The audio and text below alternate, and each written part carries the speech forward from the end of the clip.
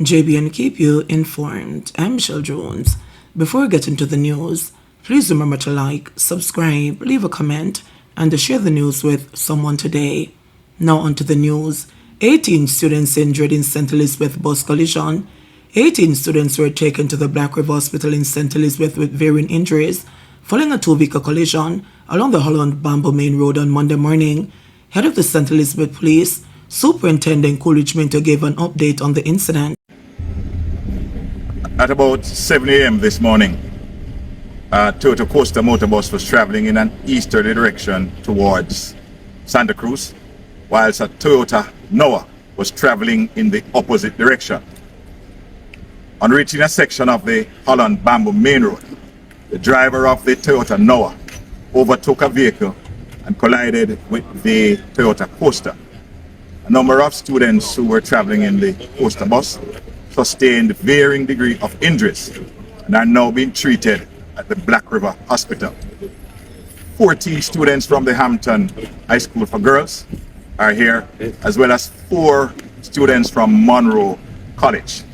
Their injuries at this time are not considered serious. The driver of the Toyota Noah is being questioned and the investigation will continue at this time. Principal Dr. Marvell Charlton Bryan has since indicated that the students have been treated and released. They have all been dealt with and have now been released. About 3 of them had to do an x-ray, and 1 child suffered some injury to her teeth. Some of her front teeth were significantly affected, but arrangements are being made through the hospital for her to get attention, she said. Cyclist killed in St. Ann crash. A pedal cyclist died from injuries he received in a collision with a motorcycle on the Lodge Main Road in Exchange, Ocherius, St. Ann. The deceased is 38-year-old Kemar Salmon, a lifeguard of Maryland in the parish. According to reports, at about 11:05 a.m., someone and the motorcyclist were traveling in opposite directions when they collided while negotiating a corner at the intersection of Mile End and the Lodge Main Road. Both men were seriously injured and assisted to the St. Ann's Bay Regional Hospital, where someone was pronounced dead. The driver of the motorcycle was admitted.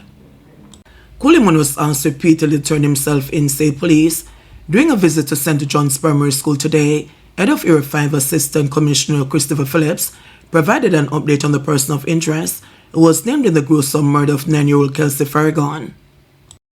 I want to assure you that the investigation has been tense, continue to be tense, and we have been working tirelessly to bring the perpetrator to justice. Today I bring an update on the investigation. That investigation led a team from St. Catherine North into the Clarendon area, where Giovanni Ellis, the person of interest in Kelsey's murder, was fatally shot in the Parliamentary District of Sandy Bay in Clarendon earlier today. Ellis reportedly pointed a pistol at the St. Catherine North team, and the weapon was subsequently seized after police intervention action. We did make several calls and pleas for Ellis to turn himself in, but unfortunately he decided otherwise.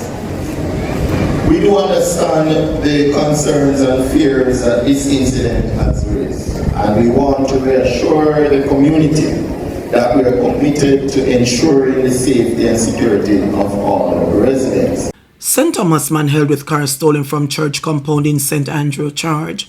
The police have charged 28-year-old Jackie Pessoa, otherwise called Versace God, of Grove, Cedar Valley, St. Thomas, after he was held with a car that was stolen from a church in St. Andrew. Pessoa is charged with larceny of a motor vehicle and malicious destruction of property.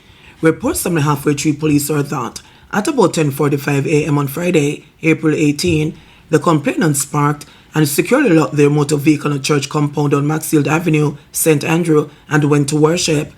They later returned to discover that their motor vehicles were damaged and one was stolen.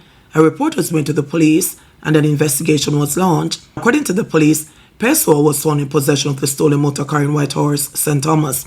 It was seized and was taken into custody, where it was charged on Friday, May 9, Following a question and answer session in the presence of his attorney, his court date is being finalized. St. John's Primary mourns death of 9-year-old Kelsey Faragon. It was a mournful morning at St. John's Primary in Spanish Town, St. Catherine, on Monday morning. The body of Kelsey Faragon, a student of the school, was found around 9 p.m. Friday inside a barrel at her home, covered with pieces of clothing. It is believed she was sexually assaulted before being killed. Most teachers wore black on Monday morning, and similarly colored flags were hoisted inside the perimeter fence.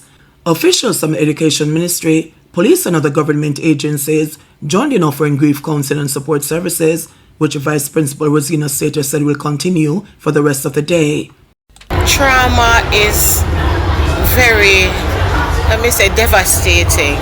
And even some of them who are just coming and hearing it today, because they might have been hearing it over the weekend, but they don't know that it was here. So they are hearing that this girl belongs to us. She might have been my friend. I might have passed her in the schoolyard. We might have played together. And to know that she's no longer here. So it's traumatic for them. So that's really why we just have to try and just be there for them as best we can. Stacey Ann, the mother of a grade 4 student, said she'll be keeping watch outside the institution until the first shift is dismissed. She expressed fear for her son's safety. Yeah, my son, I really understand because I show him. That's why I'm there here from after 6. I'm not left till 11:30 when school call. I'm afraid. I'm a boy, I'm afraid. I tell him, say, don't leave the compound till him see mother or him family. That me tell him.